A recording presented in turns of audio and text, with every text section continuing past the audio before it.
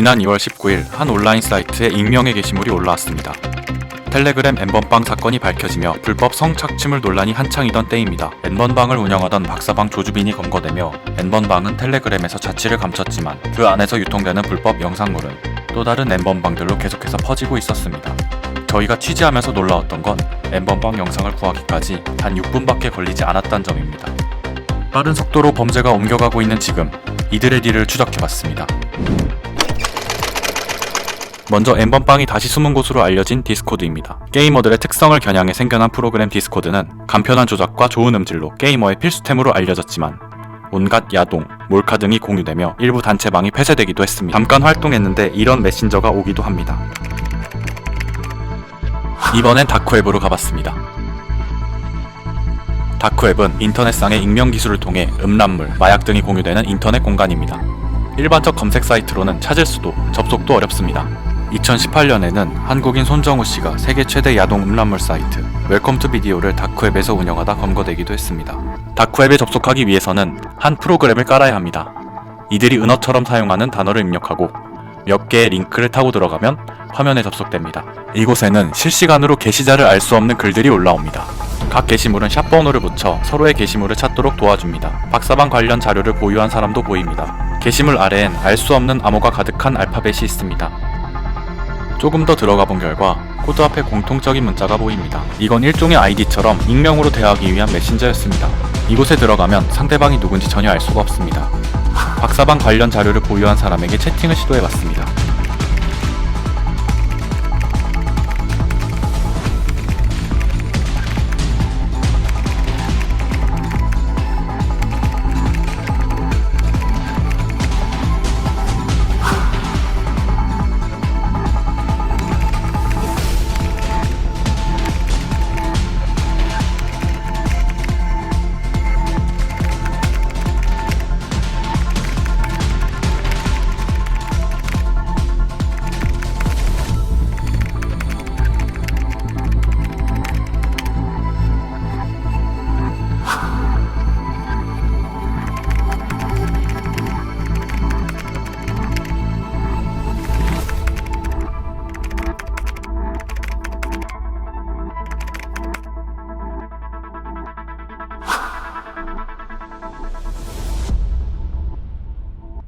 취재 결과 놀라웠던 건 이 사람이 잘못이 없다고 생각한다는 점, 누가 가해자인지 전혀 분간을 못하고 있다는 점이었습니다. 기본적으로 이게 성인지 감수성과도 관련되는데 이런 행동들을 통해서 고귀하고 소중한 성이 상품화되고 범죄화되는 걸 전혀 인식하지 못하는 게 이 사람도 역시 마찬가지로 병이죠, 병.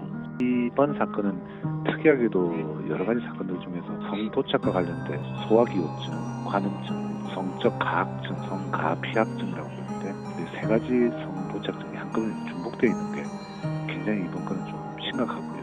굉장히 강력한 처벌을 주범뿐만 아니라 이용자들에게도 내려야 한다는 이유가 바로 그런 측면이거든요. 범죄는 저절로 반성한다고 절대 안 바뀝니다. 게시글들은 누군가 올렸다가 삭제를 반복하며 끝없이 영상을 팔고 링크를 공유하고 댓글이 달립니다.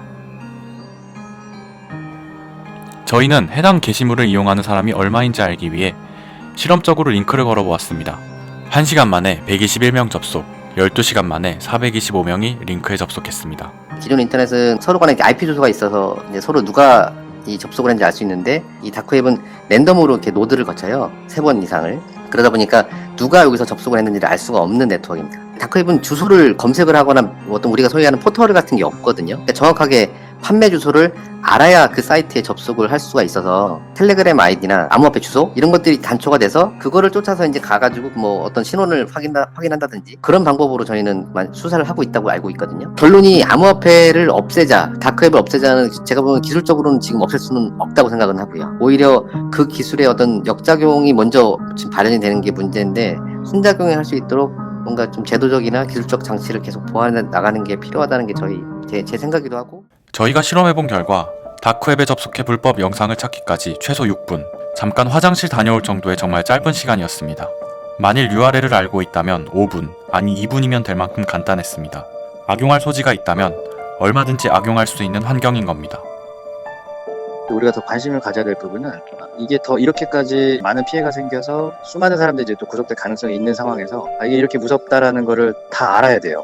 그래야 다음부터라도 이제 제2, 제3의 어떤 그런 엠번방 사건이 발생하지 않게 하는 게 중요한 거지.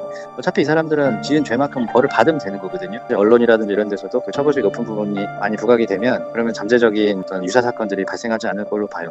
웰컴 투 비디오 운영자 손정우 씨도 악질적 범행에도 불구 1년 6개월형이 내려져 다음 달 출소 예정인 손 씨를 향한 재심 요청이 이어지고 있습니다. 현재 양형 기준마저 정해지지 않은 디지털 성범죄. 우리 사회가 지나치게 관대하게 보고 있는 건 아닐까요? 오늘도 수많은 잠재적 범죄자들은 논란이 사그라들길 기다리고 있을지도 모릅니다.